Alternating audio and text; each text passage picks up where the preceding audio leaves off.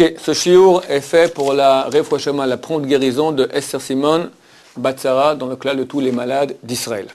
Donc nous sommes maintenant au 3e cours qui concerne les Shovavim. Donc ce sont 6 semaines où nous sommes, qui sont très aptes, très propices à faire un tikkun, à réparer ce que quelqu'un aurait été amené à pécher au niveau de la Brit Mila, du Zéral Bataille, ce qui s'appelle la semence en vin. Donc c'est semence en vin involontaire ou volontaire ou relation interdite. Tout cela, c'est toujours la semence qui est en vin.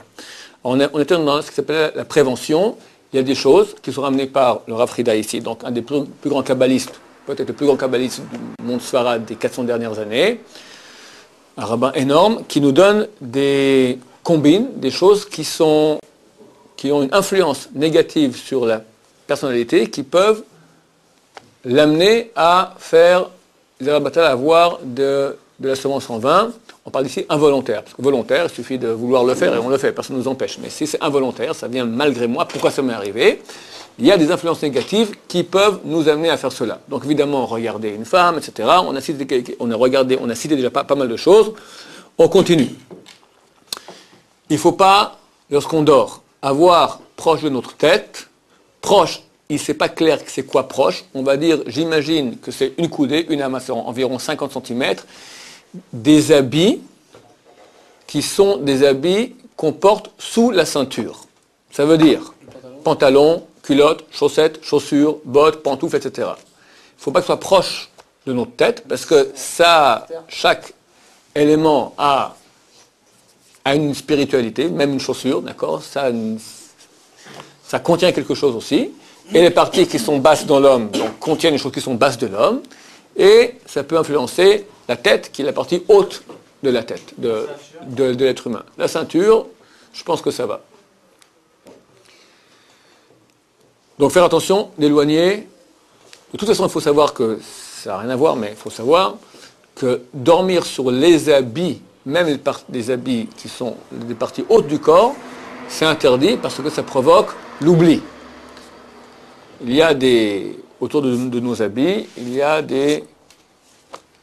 nous sommes entourés de forces négatives et de forces positives. Maintenant,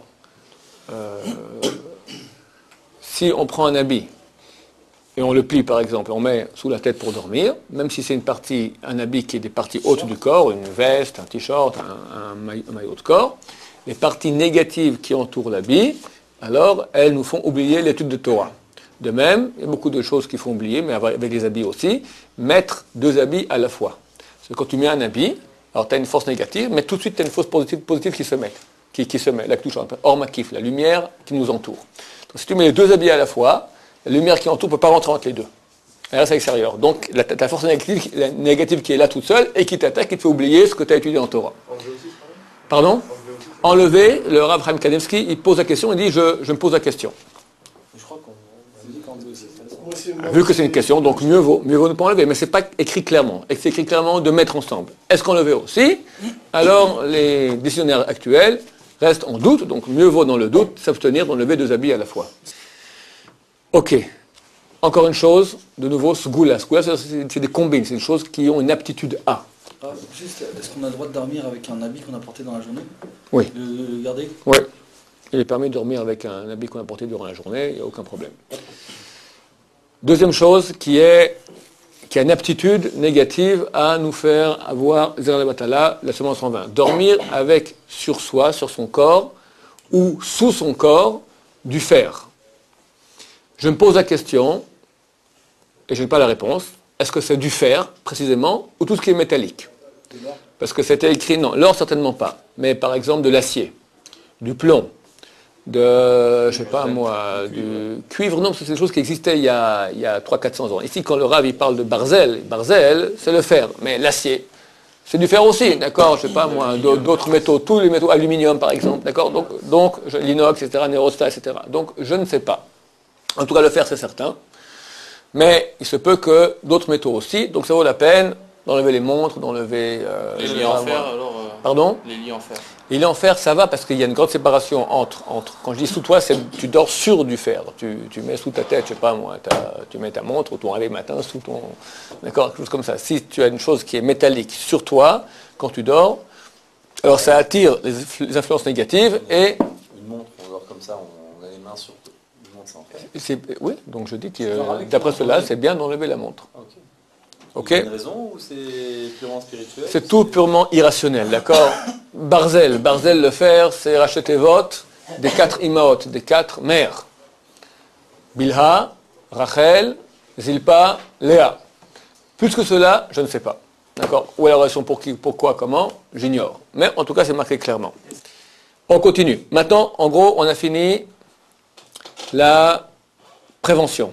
Ce qu'il ne faut pas faire. Maintenant, les choses qu'on doit faire pour prévention, quoi, les choses qui sont mauvaises, qui peuvent amener. Maintenant, qu'est-ce qu'on peut faire pour empêcher de venir? Alors, la première chose, le fer de lance de tout ce qui est contre le mal, c'est Torah. Il est extrêmement recommandé de s'endormir en lisant des choses de Torah. Tu es dans ton lit, tu as ta petite lampe de chevet allumée, tu lis un peu de Torah, et quand tu commences à endormir, tu fermes ton livre et tu t'endors comme ça. Mitzvah d'étudier avant de dormir. Il faut être couvert quand même, c'est-à-dire si je dors... Bien sûr, couvert. Bien sûr, couvert. Non, ça faut... Bien sûr. Deuxième chose, qui a une influence extrêmement positive, non seulement de prévenir que le mal ne nous tombe pas dessus, mais aussi de réparer. C'est très très important de faire Kriyat Shema à la Mita. C'est-à-dire qu'avant d'aller dormir, on fait Kriyat Shema. Pas seulement Kriyat Shema, il y a une bracha Baruch HaMapil, il y a Kriyat Shema, et dans le Sidurim, il y a aussi des versets à dire avant et après, de Shmira, de protection contre justement les influences négatives. Ces versets de protection ont été institués par Rabbeinu Ari il y a 500 ans, c'est donc le plus grand kabbaliste de tous les temps, enfin des 2000 dernières années, et donc ça va vraiment de la bouche de Léo Hanavi, ces choses-là qui ont une faculté de protection pour pas qu'on fasse des Batala. Maintenant, Kriyat Shema fait un très grand tikkun. Quand quelqu'un a usé le Batala, quand il fait Kriyat Shema, s'il le fait avec beaucoup de ferveur, et d'après aussi la grandeur de son âme, il peut arriver à réparer 1125. Je vérifie maintenant le chiffre exactement, c'est pas très clair, mais d'après parce que c'est un peu effacé, mais si j'ai bien lu, 1125 démons. C'est quoi démon? C'est-à-dire, là-bas il dit, il y en a d'autres, ils disent que non. Il y en a qu'ils réparent, en une fois qu'ils font Kriyat Shema, ils réparent que un jour de péché. Ça veut dire que, en fait, chaque fois qu'on fait Kriyat Shema, ça, au minimum, ça répare une fois Zera al-Batala qu'on a fait. Donc c'est extraordinaire. Non, entièrement. Parce qu'il dit qu'il y en a qui ne réparent qu'un jour. Donc j'entends que celui qui répare maintenant 1125, il peut réparer 1125 jours. En une fois, c'est fantastique. En Zera al-Batala, on parle de Zera al-Batala involontaire. Pas du volontaire. Volontaire, ou il faut longtemps. Je crée qu'un seul démon. Je ne crée pas des millions de... autant qu'il y a de sperme. D'après ce texte-là, qui dit que 1125 démons créés et que c'est un par jour, donc ça serait un par péché. Un démon créé par péché. Mais tu as des très gros démons, des tout petits démons.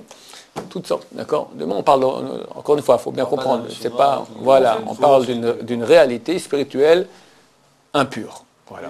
Et pour le Zera al-Batala volontaire, comment on fait? Alors on va en parler, ça l'anticoun, comment réparer, bientôt, dans la prévention. Donc maintenant, il faut savoir, Kriyat Shema, le grand tikkun de Kriyat Shema, la grande réparation que fait Kriyat Shema, n'est que si on le fait avant le minuit juif. C'est impératif de le faire avant le minuit juif. Alors, si quelqu'un va dormir avant minuit juif, il le fait avant d'aller dormir. Mais si c'est qu'il va dormir, et d'habitude des gens de votre âge vont dormir après, aujourd'hui minuit juif c'est environ à 11h40, ça bouge, ils sont en Israël entre 11h20 et 11h40 durant le calendrier de l'année. Maintenant, s'il sait qu'il va aller après 11h40 au lit, alors qu'il fasse Kriyat Shema avant. Hier, j'ai dû sortir au restaurant avec des donateurs de la yeshiva, etc., etc. Bon, il était 11h20. Alors, ils discutent tout ça, machin. Moi, dire discrètement, Baour m'appelle Khabel, il croyait que j'étais tout le toilette, il croyait que j'ai Hachar qui a duré une minute. Je ne sais pas ce qu'il pensait, d'accord. Je fais, Baour, non, moi je fais sans Machon Malchut. Là, moi, je fais comme ça le Ben Ishraï dit. Mais effectivement, si on est avant minuit, on fera sans Shem Malchut. Si on ne va pas dormir, on fera sans Shem Malchut. Baour, m'appelle Khabel Shena Elena, tu fais tout la bracha de. Après, Shema, il ne pas besoin de mettre les mains devant tout le monde, comme ça, tu peux faire Shema Israël. Alors, si tu es avant Chassot, tu fais. Donc, si tu sais que tu vas aller dormir après minuit, tu fais Kriyat Shema avant minuit. Tu es à un mariage, tu es en route, tu es dans la voiture. T'as oublié. Alors, on fait quand même Kriyat Shema avant d'aller dormir, mettre dans une autre optique de s'endormir en parole de Torah. Mais ça détruit aucun démon. On fait tout cela, mais certainement sans le nom de Dieu, mais c'est dans l'optique de s'endormir en parole de Torah. C'est tout. Troisième chose qui prévient de avoir Zera Batala, c'est quand on s'endort, de voir devant soi le nom de Dieu Yud Ke Vav Ke. Le nom ineffable de Dieu Yud Ke Vav Ke, en écriture noire, si possible, sur blanche. Est-ce que c'est juste quand il s'endort ou... Ouais, Sholer Kishon. Donc avant d'aller dormir, voir comme ça, photographier devant toi Yud Ke Vav Ke. Ce qui n'arrive pas, alors tu le prends écrit quelque part, tu le regardes. D'accord ? Donc, quand tu le vois, tu le photographies quelque part dans ton imagination aussi. Quatrième chose qui est bien aussi, ça c'est bien n'importe quel moment, de voir l'image de son père. La photo de son père ? L'image, la photo de son père. Pas la photo de son père, photo en imagination. D'où on apprend cela, que Yosef, quand il a eu la tentation d'aller coucher avec la femme de Potiphar, alors Chazal ont dit qu'il a vu l'image de son père et il n'a pas fait le péché. D'accord. Alors c'est vrai que si le père il est pas très indiqué, j'ignore. Si c'est un père qui est un grand rachat, je ne pense pas que ça a tellement d'effet. Néanmoins, c'est une segoula. En tout cas, si le père il est kasher, pas besoin d'être un grand sadique, mais il est kasher, il shomer Shabbat, il mange kasher, il met les tefs, là, il y a une segoula de voir son père. D'ailleurs, il amène ici une gematria, le Rav. C'est marqué dans la création, Deshe Mazria Zera Limneo. Dieu a ordonné que la terre produise de l'herbe, Deshe, Mazria Zera, qui produit de la semence, Limneo, de même sorte. Quand quelqu'un a Zera la Batala, de la semence en vin, alors il produit de la semence pas de même sorte, parce que ça ne va pas à l'endroit. Même sorte, c'est pour aller créer, même chose que toi. Là, ça crée rien du tout. Alors, déchet, diukno, comment il dit? Diukno, shel aviv. Déchet, c'est écrit Dalet, Shin, Aleph. Diukno, l'image, shel, de aviv, son père. Déchet, tu vois l'image de ton père, Mazria Zera Limineo, tu crées de la semence du même genre que toi. Ta semence ira uniquement pour créer des êtres humains de même espèce que toi et non des réalités négatives spirituelles.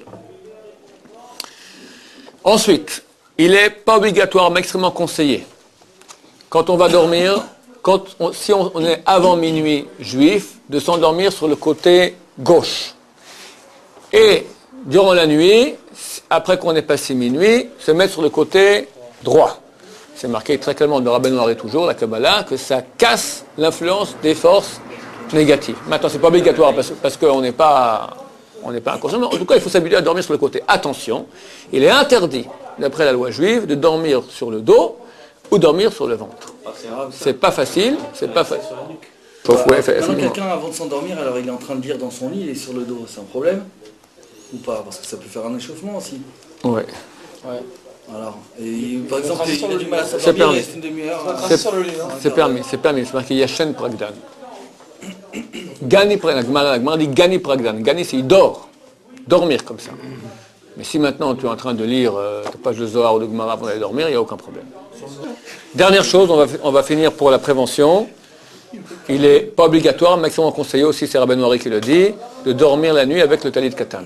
Peut-être que là, le talit katan, c'est une lumière. C'est une lumière qui nous protège des forces négatives.